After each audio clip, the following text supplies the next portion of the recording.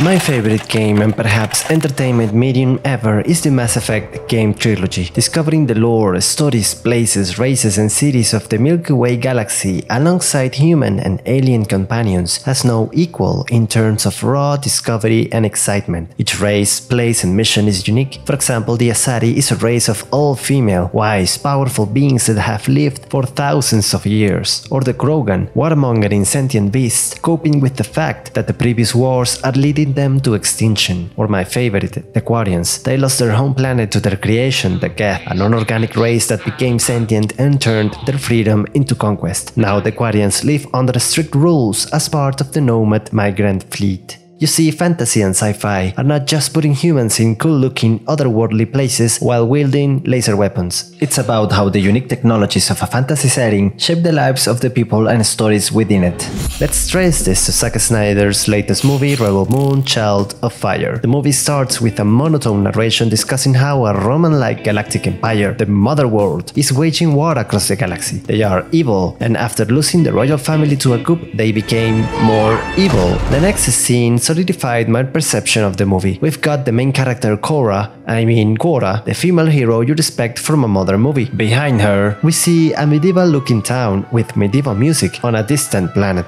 The only sci-fi part of this was the green screen background. This movie, if you can call it that, is not the Zack Snyder opera that fans have been hoping for. It's not the final argument to make Warner sell, no, gift the DC rights to Netflix. It's not the movie that shows Lucasfilm how to make a Star Wars. This is the result of a Star Wars movie pitch Lucasfilm rejected in 2012, and it's a splice of various ideas and settings, moving forward with a plot that barely makes sense. Let's dissect its various elements, starting with the plot.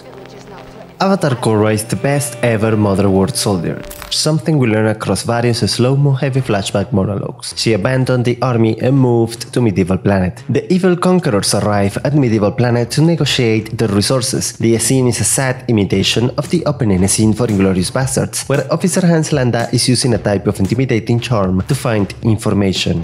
General Evil has a plan so dumb that it makes Rings of Power's riders look like Tolkien. He wants the grain 50 medieval farmers can make to supply food for their troops during a massive intergalactic battle. After this movie becomes basically Box, and Korra becomes Flick.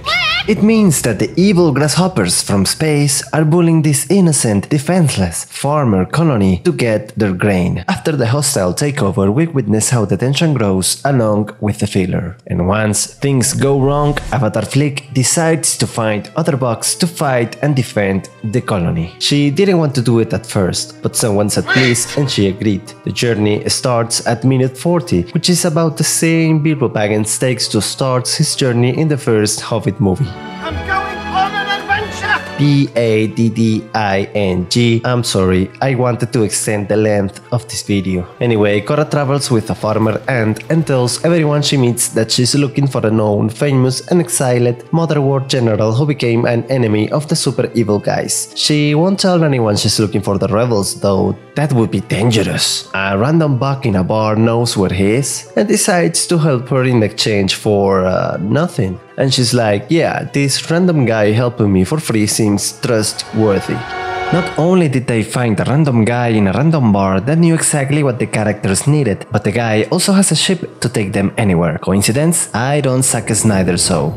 Save Martha! The random beetle makes 2 stops to recruit other bugs. First one is Conan the Barbarian, a shirtless slave crafting an iron sword while a spaceship sits in the back. Okay. Whatever. The master will let Conan the Barbarian join the Ant Colony crew if he can tame Bugpig. He uses the Jurassic Park technique and tames the beast. The master lets him go and he joins the crew without saying a thing. No questions asked. Next bug. Now we meet Asian Sword Lady, who's fighting against a monster spider with non-copyrighted laser swords to save a kid. She does. Next bug. We're in a Roman Coliseum finding the Gladiator ripoff. The notorious, wanted Mother World enemy is right there on the floor.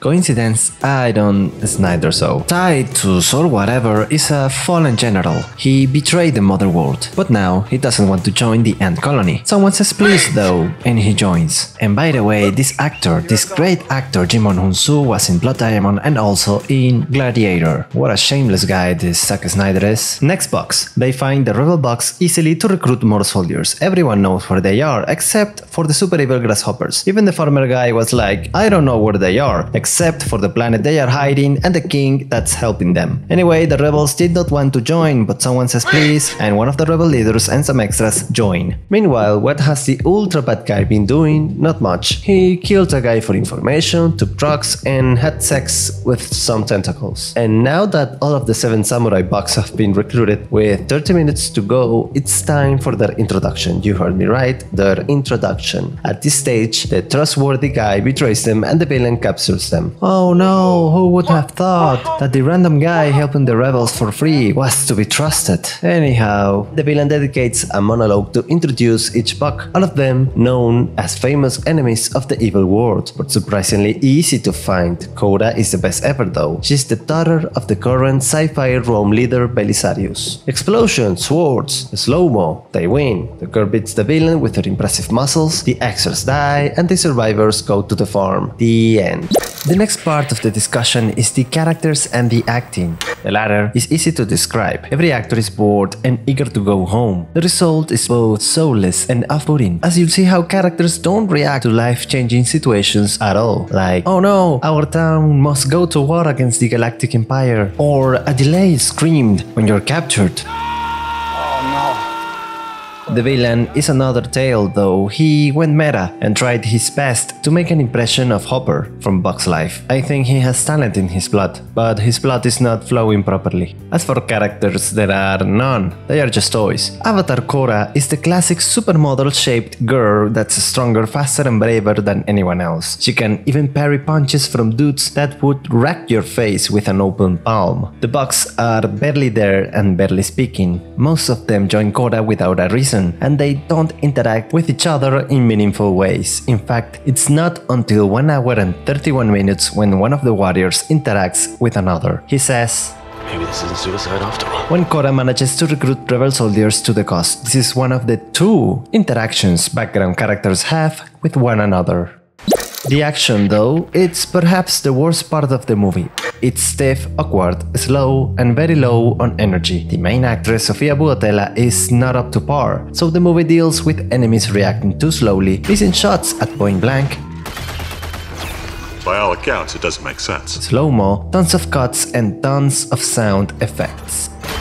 Where are you shooting to, mate? She's right there in front of you. Luckily, there is not as much action as you'd think for a Zack Snyder movie. The 2-hour runtime is filled with slow-mo and long establishing shots. Speaking of which, let's talk about the setting and the look of the movie. That's also easy to summarize. The movie looks like shit half of the time and decent or good the other half. And as you'd expect from a Zack Snyder movie, it abuses slow motion. What's worse, many shots have a lens distortion that blurs people's faces for no reason. Then the setting is all over the place. There's a medieval town, a prancing pony town, a Dothraki village, an ugly ship, a western bar, a space station that wanted to imitate Guardians of the Galaxy, so on and so forth. And none of it feels like it belongs in the same universe. Rebel Moon being #1 in Netflix shows the extent of the Zack Snyder cult following fans, and also the quality people expect from a Netflix movie. It seems people can forgive all types of lazy storytelling and production. Coincidences, settings that don't make sense, bland characters, over-the-top villains, padding, placeholders, secondary characters, convenient action choreographies, and an uncreative plot at the verge of copyright infringement. This is not the Star Wars alternative project that would show Lucasfilm how to create a true space opera. If you truly want an immersive space adventure where the setting makes sense and the background characters are alive, go play Mass Effect. Or find something else, something old, because modern Hollywood is devoid of ideas. Let me end with this. The Critical Drinker says this movie is a galactic disappointment. I'd say this was just about what I expected, uncreative dribble. And let's go back to the beginning. Mass Effect is a sci-fi because the technology that exists in this fictional universe forever changed how the characters within it behave and interact. In summary, there are mysterious machines in space that enable light-speed travel, that allowed different alien cultures to meet, wage war, and force alliances with each other. There's also an element of believable technology that allowed inorganic machines to become sentient. Rebel Moon might be a movie, but it's not even a sci-fi. Putting a planet on your green screen or laser guns or regular people doesn't change the fact that all of this could have happened in, for example, medieval England, the Middle Ages, Neo-Tokyo, or whatever. This setting has nothing that stands out, nothing that defines it, and nothing to justify why this needs to be in space. There's also no element of believable technology as a means to explore the effect technology could have in the future, at least none other than generic spaceships. And this is the core element of any sci-fi. That's it for now, friends, and Happy New Year! Subscribe, hit the like button, leave your comments down below, and keep the comment section Civilized. help me take this channel to 1000 subscribers.